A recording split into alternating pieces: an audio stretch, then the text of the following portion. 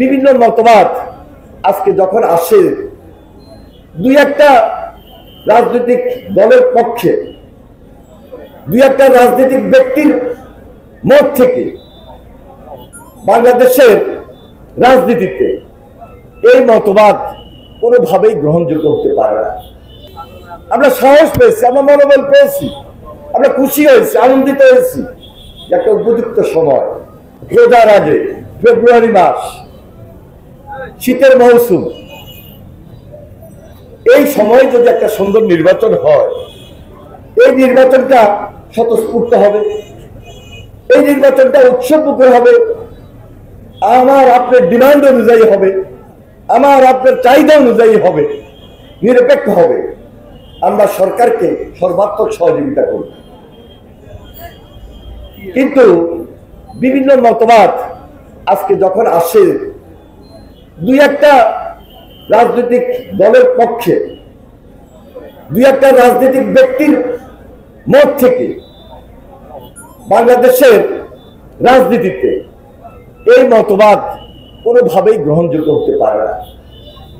যেটা বলা হচ্ছে পিয়ার পদ্ধতি, আমি আগেও বলেছি, এখনো বলি, ভারপ্রাপ্ত চেয়ারম্যান যারা তারেক রহমান গত পরশুদিন আপনাদের মনে আছে স্পষ্টভাবে বলেছেন পৃথিবীর অনেক দেশেই ইউরোপের পিয়ার পদ্ধতি আছে, কিন্তু বাংলাদেশের প্রেক্ষাপটে এটা ফিজিবল না।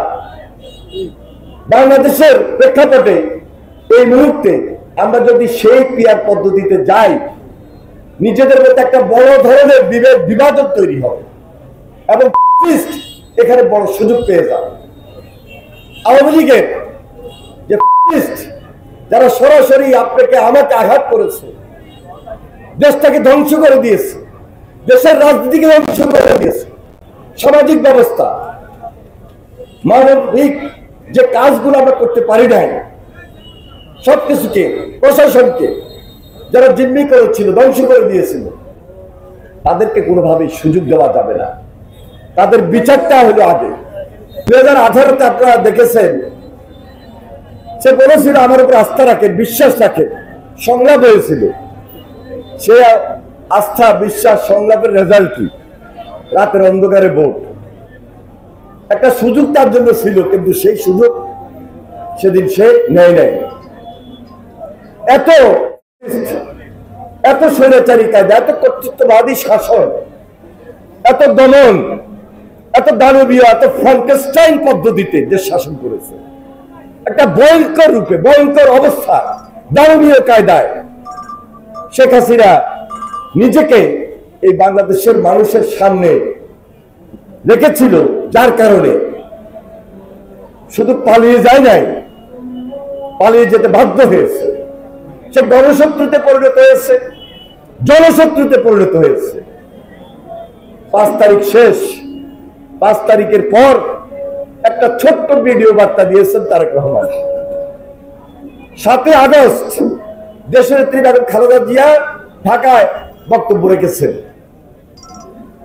এবং আইনকে নিজের হাতে তুলে না নিয়ে এই সমাজ ব্যবস্থাকে খুব দায়িত্বশীলতার সহিত বলেছেন আমাদেরকে ঐক্যবদ্ধ থাকতে হবে, মিলেমিশে থাকতে হবে। আমরা গণতন্ত্রের ভিতটাকে শক্তিশালী করব। আমরা যারা বিরুদ্ধে লড়াই করেছি, 31 দফার ভিত্তিতে আমরা জাতীয় ঐক্য গড়ে তুলব, জাতীয় ঐক্যবদ্ধ সরকার গঠন করব।